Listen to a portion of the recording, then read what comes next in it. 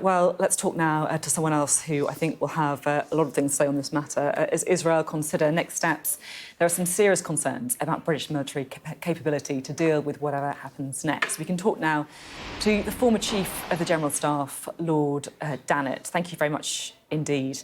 Ben Bradshaw there just said that he believes we're in the most perilous time that he can remember in his lifetime. Do you agree with him?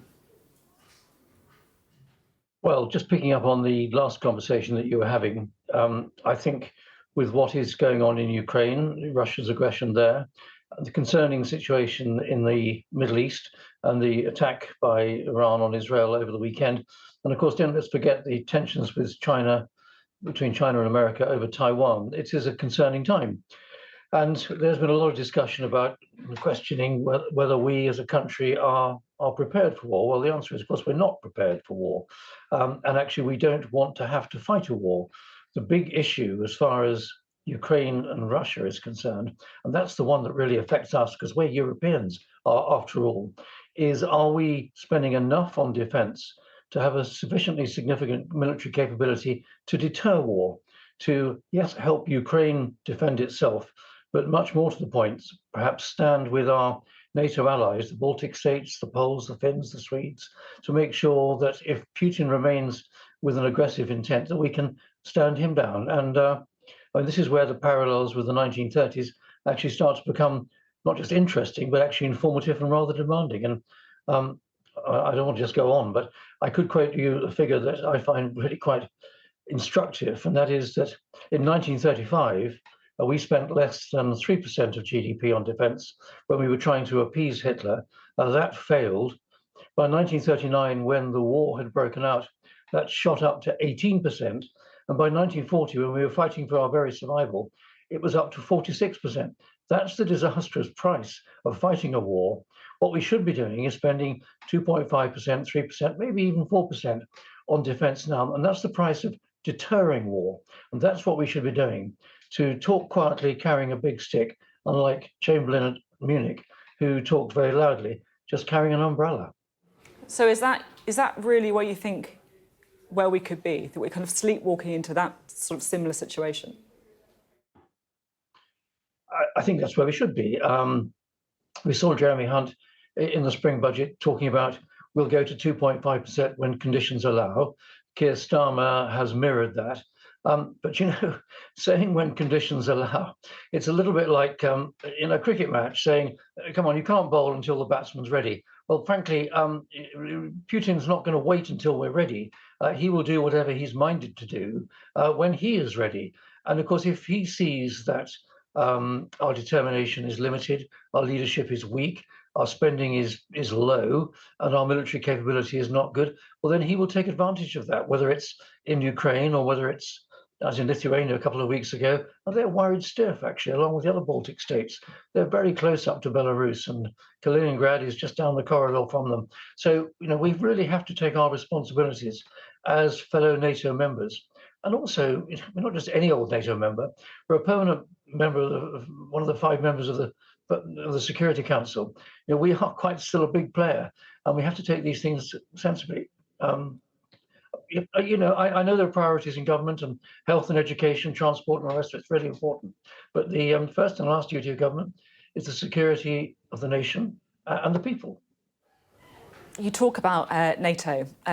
There is a decent chance that Donald Trump wins the race to the White House, that he becomes the next US president, and we know what his view is on what he perceives to be America effectively paying for the defence of Europe. You know, if under a Trump presidency, America doesn't want to be the self-appointed policeman of the world anymore, do you think that we really have our eyes open to what the consequences could be? Well, I think we have to face the possibility that Donald Trump will become the next United States president, although I have to say I think the Stormy Daniels case that's opened in the US today gives hope that I possibly might be locked up before then, but who knows. But we have to face the possibility that the traditional knee-jerk response to problems in Europe is for the United States to become isolationist again, Of course, they came very helpfully, but late into the First World War and the Second World War.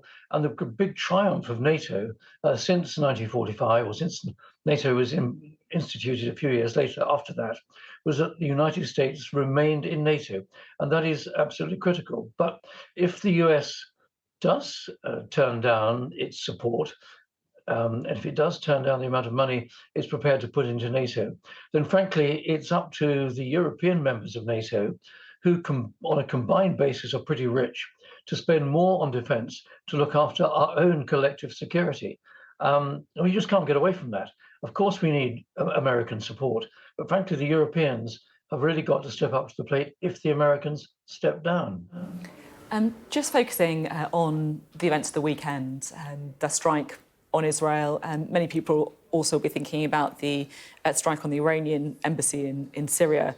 How close do you think we are to a major conflict between Israel and Iran? Well, I would like to think that wise heads will take us away from a major conflict. If you look at it from the Iranians' perspective, it's not actually in their interests to have a major scrap currently with the United States and the West. I mean, if they wanted that, they could have dialed that up any time. Let's face it, they support Hamas, Hezbollah, the Houthis. The Iranians could dial that up if they wanted to, but they don't. It's not in their interests, and I think they realize that.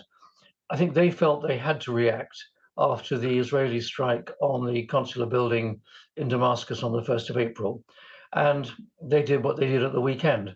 Now, whether it was signaled or whether it wasn't signaled in advance, certainly the Israelis were ready. The Americans, through Central Command with allies, were ready, with the result that some 300 odd strikes were neutralized either by Israeli and international weapons, or that they crashed, such that no one lost their lives in Israel. So I think sensible people would draw a line now under that episode. And frankly, if I was an Israeli politician, not on the left, not on the right wing in the Knesset, I would say, look, the big issue now is we've got to complete the mission in Gaza to destroy Hamas, to remove that threat to our security, and then get on with trying to rebuild our lives and not provoke or be involved in a wider scrap with Iran, which at the end of the day is not in our interests. Many politicians here in Westminster have spent the day telling Rishi Sunak that we're not tough enough on Iran here in the United Kingdom. We'll be hearing from Liam Fox later. He wants the UK to prescribe Iran's Islamic Revolutionary Guard Corps as a terrorist group. What do you think? Yes, I think we should do that. I think the IRGC, by anyone's analysis, is rather like the Wagner Group with the Russians over many years, is a militant force out for probably Iran's best interests, but not in everybody else's best interest by a long chalk. So I think naming the IRGC as a terrorist group is the right thing to do. But I think we have to keep it in the context of not encouraging and not allowing to happen a major scrap between Iran and the West.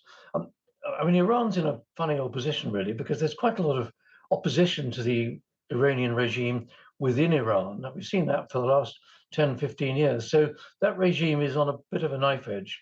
And who are their allies? Well, it's the Crinks group. It's China, Russia, Iran, and North Korea. Well, given that the Iranian regime is a fundamentalist Islamist regime, funny old bedfellows, the Chinese, the Russians, and the North Koreans don't exactly all go to the mosque together, do they?